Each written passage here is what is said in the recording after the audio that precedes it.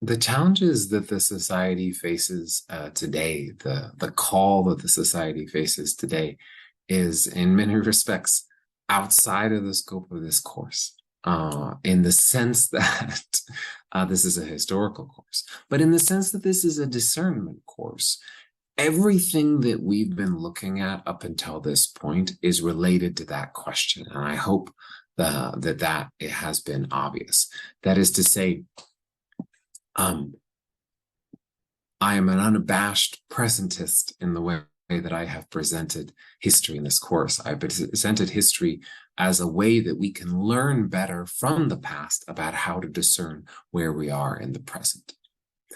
I am not, therefore, in this last lecture going to talk extensively about the history of the time from the end of the Generalate of Arrupe to the present moment. I'm going to talk a little bit about the last part of Arrupe's Generalate first, and then we're going to just kind of look at some themes and some other issues that emerged afterwards, not so much to get the history down, but to bring together some of the elements of discernment that we've been looking at throughout the entirety of this course. But this dive into the contemporary begins with the unpleasant experience of the end of the Generalate of Pedro Arrupe. Paul VI died on the 6th of August, 1978. And John Paul I was elected on the 26th of August, 1978. There was a plan for the Pope, John Paul I, to meet with the Jesuit Congregation of Procurators on the 30th of September. This was just the regular Congregation of Procurators the Pope was going to meet. And apparently he had a speech that was prepared, that was at some parts warm and at some points scolding. But he died 2 days before he was supposed to meet with the Jesuits. It was a very sudden death right at the beginning of his pontificate.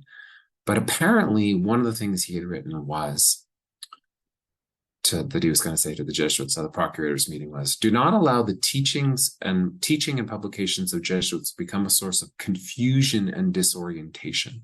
Naturally, that means that the doctrine taught in institutions and faculties where young people are formed should be solid and safe. Jesuits should not involve themselves in trying to solve economic problems. It's very much in keeping with the tradition of the society that we would keep our topics and how we form people safe. And our failures to do so are indeed our failures, in the sense that when we are teaching children, we are not speculative theologians. We are people who are trying to form people in the best Christian values. So there are real failures of the society then and now. And of course, we haven't hid from that at all in this course.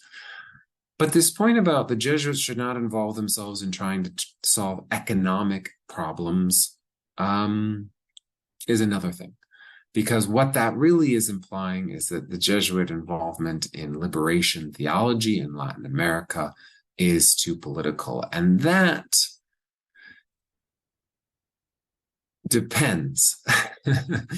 At its heart, liberation theology is not an economic thing. It's not overly involved in politics. Rather, it is recognizing that the proclamation of the gospel means defending the human dignity of persons. And at its best, that's what liberation theology is. And at our best, that's what we were supporting as Jesuits. But there was a lot of misunderstanding about this, particularly because liberation theology uses Marxist analysis, which carried with it the specter of anti-religion, anti-Catholicism, the specter of the Soviet Union, all sorts of things like that. So there was a lot of misunderstanding in all of this.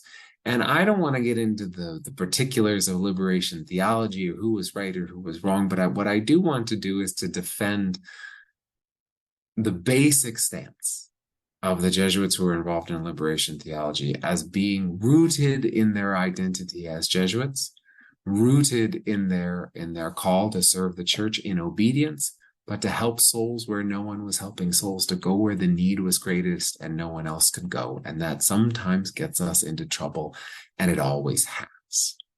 And it always has, as we've seen. The question for discernment there is, how can we stay true to the consolation amid the misunderstandings? And how can we check to make sure that we are not being led astray? How can we make sure that we stay true to who we are as Jesuits and as servants of the Pope and of the Church? The text of this speech that was criticizing the Jesuits for their involvement in economic matters apparently circulated at the conclave that elected John Paul II, as did an article in which Vinnie O'Keefe had been interviewed. Now, Vinnie O'Keefe was sort of Pedro Arrupe's right-hand man at the time. He was a New York Jesuit who was very influential he was one of the general counselors of Pedro Arrupe, and very influential in the governance of the society. And in that interview, Vinnie O'Keefe had responded to questions about what he thought were issues that the new Pope would have to deal with. And he said that he thought the new Pope needed to review the issue of artificial birth control, to review the issue of women's ordination, and to review the question of the ordination of married men. His take about these things was nuanced. He was saying that he thought that these were issues that were pressing in the church the Pope had to respond to. He was not taking a hard and fast stance that these were things that had to be done. And certainly he was not attacking the doctrine of the church as much as asking for a review of these matters in the light of what he saw as the unrest around these matters. The nuance of his approach was not appreciated by a lot of the cardinals, and apparently one of the people who was very disgusted by this was John Paul II. Now, you have to understand about John Paul II. Karol Wojtyła was just finishing a book at this time that he never published as a book because he ended up giving the book in pieces over the course of about 2 years as audiences, as Wednesday audiences. But this book was his Theology of the Body, a huge book. And one of the things about the Theology of the Body that's important to understand is that he says very clearly toward the end that the impetus for his writing of the Theology of the Body was he wanted to give a theological framework for understanding the wisdom of Paul VI Humanae Vitae encyclical. That is to say, John Paul II's Theology of the Body is rooted in part in defense of what Paul VI said in Humanae Vitae, and therefore including, and very importantly, the condemnation of artificial birth control. So if you just kind of look at his background, the personality and approach to theology clash that's represented here is pretty extreme. He didn't think that this needed to be reviewed, the question of artificial birth control. He thought it needed to be defended, and he had written a lengthy defense of it. So you can see a personality or an approach or an ideological or whatever you want to call it, a clash developing. So the conclave elects him Pope on October 16th, 1978. And on the 22nd of September, 1978, John Paul II said the following to a group of Jesuit provincials: "Be faithful to the laws of your institute, especially as regards austerity of religious and community life, and do not yield to secularizing tendencies. Maintain a profound sense of interior and exterior discipline, and be orthodox in your doctrine. Be fully faithful to the supreme magisterium of the Church and the Roman Pontiff, and experience the apostolate that is proper to an order of priests, solicitous for the sacerdotal character of your activity, even in the most varied and difficult of apostolic endeavors." It's important to recognize, too, that John Paul II also had a personal experiential reason for being very suspicious of liberation theology. That association with Marxism for John Paul II always made him think of the horrors of the oppression of the Soviet Union in his native Poland. John Paul II had grown up with that and had to live with that, had lived in a church that dealt with that. And so he was not very sympathetic to anything positive that might come out of Marxism. And so, again, talking about secularism and economic matters and things like that, this all points to this concern. This speech that John Paul II gave on the 22nd of September 1979 apparently shook Arrupe. He apparently said after, "We must conclude that what we have done is insufficient." It was very clear that he thought that John Paul II was saying what the Jesuits were doing was not sufficiently obedient, not sufficient in its, not sufficiently spiritual and overly secular. On the 30th of May, 1980, Pedro Arrupe communicates to John Paul II his plan to resign. We're not exactly sure why he wanted to resign, but it seems most likely that it was a question of his age and his health. But it could have also been that he was beginning to get the clear impression that John Paul II did not have confidence in his leadership of the society, and so perhaps thought it's possible that he thought that it would be best for someone else to become general. Arrupe had already started the process of talking to the assistants and the provincials and thinking towards calling a general congregation so he could resign to them. And it's not technically a requirement for him to ask permission of the Pope to do this, but he wanted the Pope's permission, as is customary. And obviously, if the Pope was opposed, he wasn't going to do it. So Arrupe gets an audience with the Pope, as I said, on May 30th, 1980, and he's given 10 minutes. And the Pope asks him, apparently, this is what he later said the conversation went, "What can I do in this process?" And Arrupe says, "Whatever you want, because you are our superior." And John Paul II said, "Good. Do you think the society will obey me?" And Arrupe said, "Of course, Your Holiness."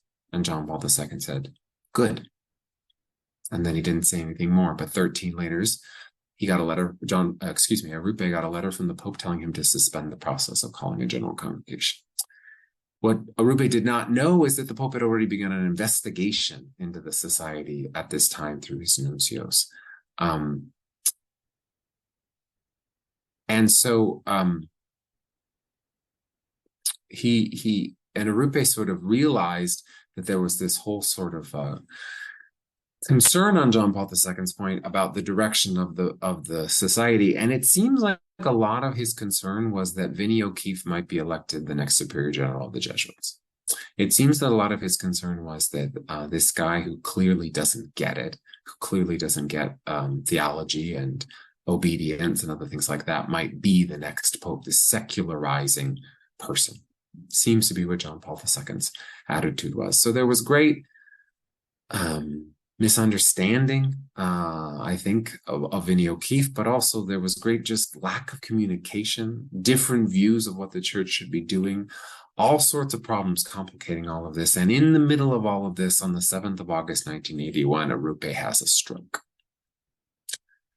And he's pretty gravely incapacitated. And 3 days later, in the presence of his assistants and his secretary, he designates Vincent O'Keefe Vicar General for the duration of his illness.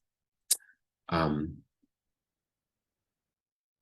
October 3rd, Vinnie O'Keefe writes to the Society about the possibility of calling a general congregation to elect a successor for Pedro Arrupe. And on October 6th, the Cardinal Casaroli comes to the Jesuit Curia with a message from the Pope for Arrupe, which he delivers to Arrupe after expelling everyone else from his bedroom, where Arrupe is in bed and sick and not doing well at all. And he reads the following message from the Pope. "Therefore, after long reflection and prayer, I have decided to confide the task to a delegate of my own choosing, who will represent me more directly within the society, and will attend to the preparation of a general congregation, which should be called at an opportune moment, and will jointly in my name have supervision of the society's governance until the election of a new superior general." John Paul II removed Vinnie O'Keefe from being Vicar General, stopped the process of calling a general congregation, and appointed a delegate of his choosing to govern the society. The delegate he chose was a Jesuit, not one who wasn't terribly popular in the society before this happened, although he's been very popular ever since, but a man named Paolo Dezza, who was a good and faithful servant and Jesuit and got us through this crisis. He's buried in the Church of Sant Ignacio, and I've every time I've seen his tomb there when I've been in Rome.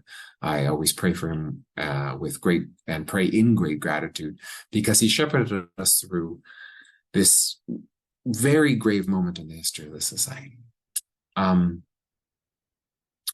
What was going on? John Paul II thought that our dabblings in these secular things, our disagreements, the disagreements of some Jesuits with his theological positions, all of this amounted to the reality that people were telling him all around him, which is the Jesuits are disobedient and their disobedience is only going to grow. John Paul II misunderstood something fundamental about the Jesuits. And I can say that with confidence because of what happened. On the 23rd of February, 1982, the next year, John Paul II came to the meeting of all the provincials of the world that was going on, the provincials congregation. And he gave a speech. And somebody who was there, the American assistant at the time, told a class that I was in the following story. John Paul II got up to speak, and everyone was so nervous about what was going to happen. Everyone was so afraid of what was going to happen. And John Paul II said, I was told by my advisors, by the people who were advising me, that when I suspended the ordinary governance of the society and put in my delegate, I would have open rebellion on my hands. I was misinformed. And this Jesuit who was telling me this story says, as soon as he said I was misinformed, it was like all the tension went out of the room, and everyone in great relief realized everything was going to be okay. And it was. In short order, a general congregation was called. We elected a new superior general, and the regular governance of the society went on. And we elected someone who spoke Vaticanese fluently, Peter Hans Kolfenbach, who really righted the ship of our relationship with John Paul II and the papacy. There had been no open rebellion when John Paul II did this move, suspending the ordinary governance of the society. Pedro Arrupe and everyone else had told the society to be quiet and obedient in response to this, to accept this decision in humility. And while I'm sure in plenty of Jesuit rec rooms, plenty of unkind things were said about John Paul II at this moment, we were faithful to what we were asked to do. No one went and gave media interviews. No one went out and started speaking badly of the Pope at this time. Jesuits were faithful to who they were.